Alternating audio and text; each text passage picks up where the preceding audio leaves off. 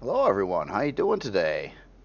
Thought I would do kind of a preview, show you where I'm at with the space station, and I think I'm going to release it this weekend. I know I said during the week this week, but I still got a few more things I've been working out. Now I ran into a snag with the docking LCDs. There was a unforeseen problem that came up, and I kind of came up with a little bit more of a generic solution, but it's not quite as nice as I would have liked it to be. And basically, what happened is all these pieces that came out here that I was slapping LCDs on with the intent of having the uh, like guides come in simply do not work due to a an issue with rotating LCDs.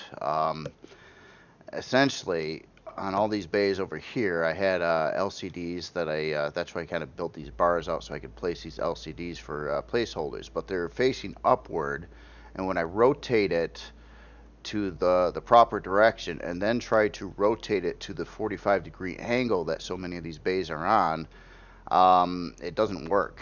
It simply fails. Both like two of the coordinates do the same rotation, and there's no way to rotate the LCDs properly. And I found no blocked solution or any other way I could possibly mount LCDs out on these brackets to accommodate that. So what I ended up doing is removing those guide LCDs and just putting like the base ones in. So basically all these bays have LCDs kind of like this right now, telling you where to dock. Like with the Majora modules, they have dual docking on either side. So basically, when you're flying in on one of these, you line up to the little dot in the middle of the arrows. All these bays are set up the same way. I could have done the two straight ones with the guides, but then it would be inconsistent with all the other bays. So I didn't want to do that either. Now I've done a number of changes to this base though. Um, Quite a few things, and I'm still working on a couple last minute things, but let's try to go over a lot of the intricacies that have been added since the last time I showed this. Definitely has more LCD work done. We got medical bay, we got the blue dwarf cantina over here. It's clean this up a little bit more. Got all the farm plots on their individual switches across here. Added in two more storage bays out in this section. So now we've got storage bay 15 and 16. These are stock ones. I'm on the fence whether or not I should just keep these other storage bays full and not have the player put in all the cargo extensions, because honestly it lowers the size class, believe it or not, because it fills in the holes. Um, and yeah, I don't know, but there's an additional 10 more storage bays here, bringing this to a total of 28 320k storage bays. Something else I forgot on the last thing is I didn't have an ammo bay, so I added in a 96k ammo bay over here. Um, let's see, also added in a crew room out in this section here. Basically, you've got your shower and a window and whatnot. It's not much. Just got some beds and a table. Um, and let's see what other changes have been made. Just little tweaks all over the place. I'm trying to get some of these other areas a little more detailed. I've got some plain areas in these sections yet, and that's kind of why I want to hold this back a little bit longer so I can address some of my open space areas yet, and maybe do something more with like this side over here and the other side. But I'm trying to kind of go with this asymmetrical approach on the interior as I keep on building areas out. Like this side over here is unique from that side. These are pretty symmetrical on the other side of the base right now though.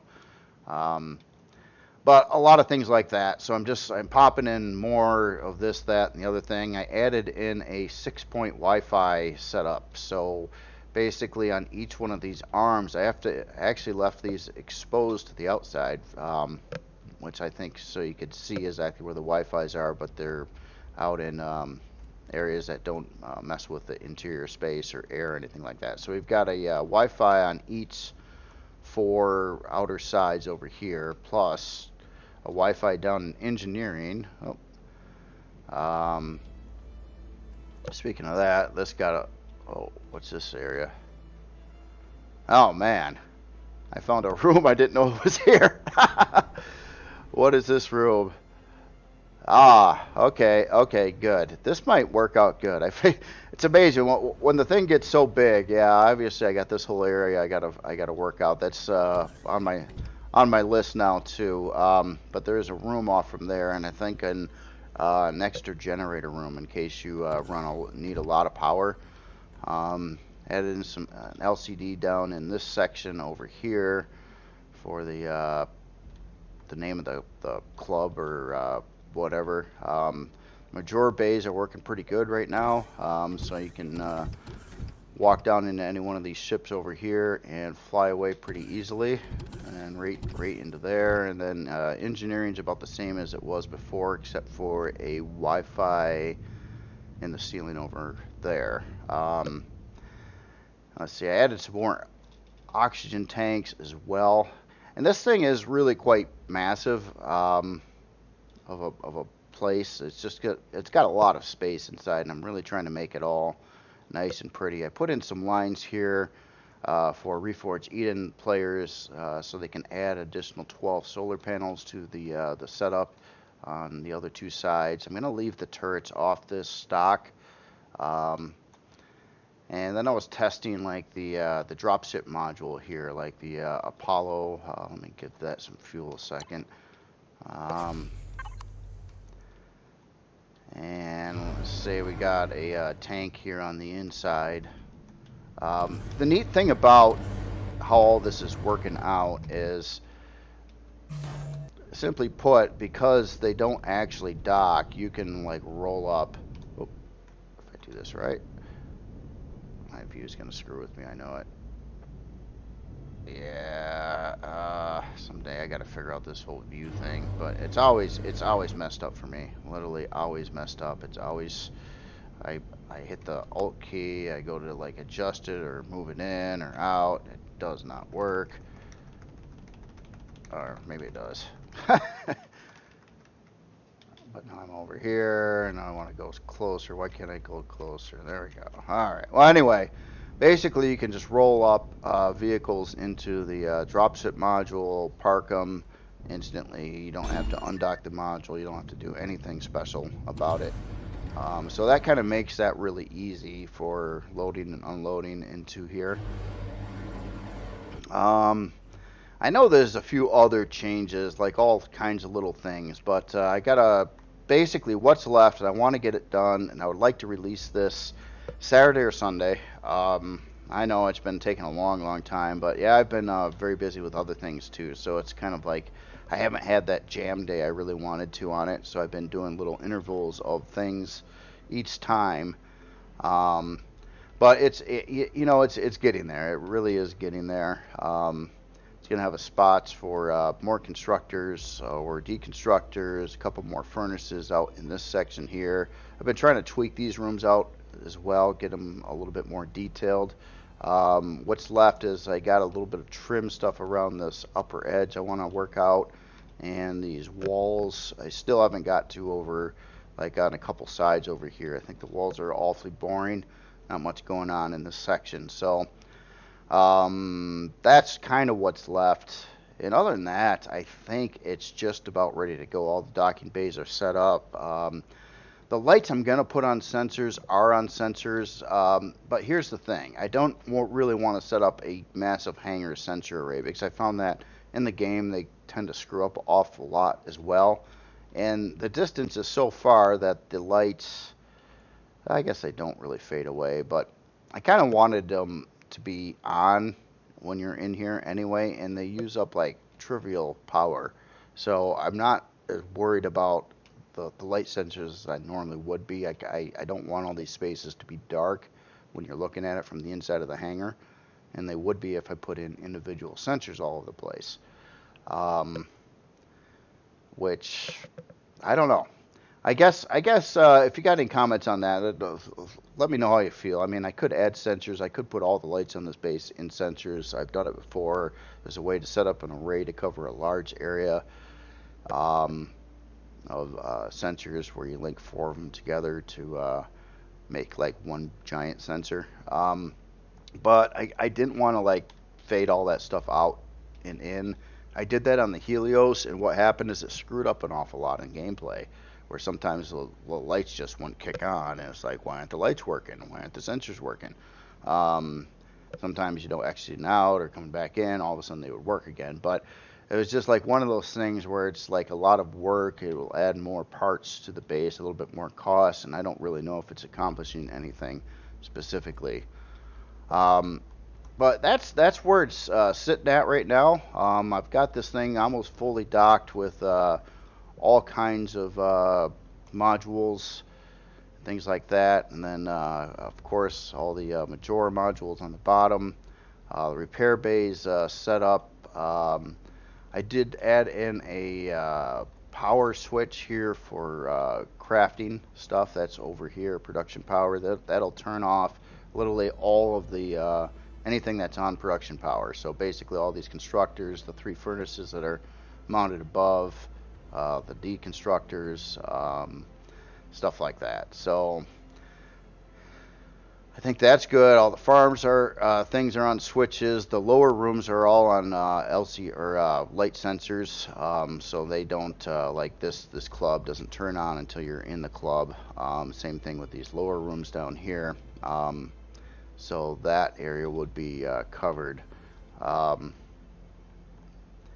but yeah, man, this thing is really taken a long time to do, though.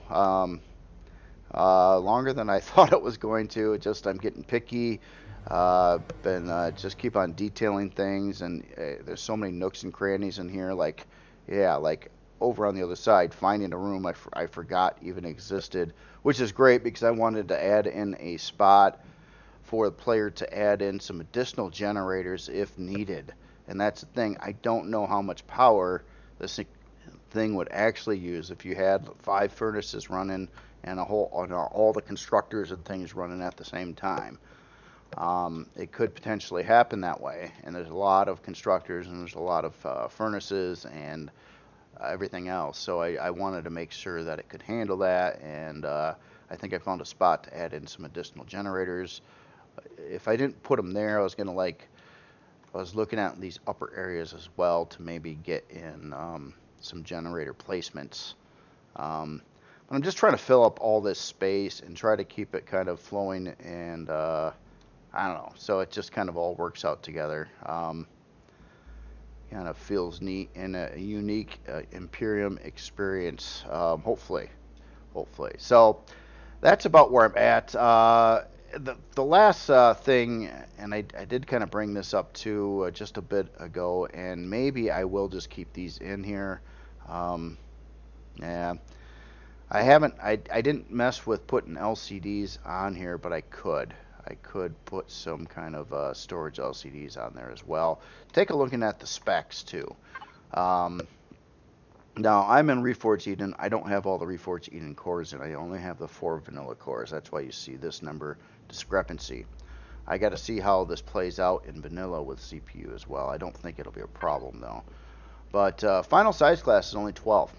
So, despite all this stuff adding in, optimizations like keeping the storage and filling in some holes in the hull here and there has helped with the size class.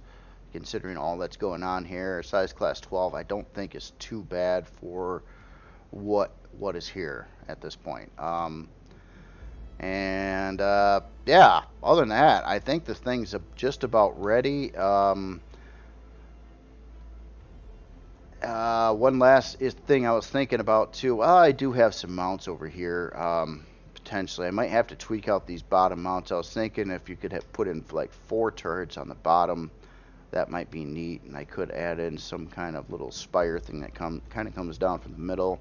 I was holding off on doing a lot of those things until I was sure I was going to have the size class to do it.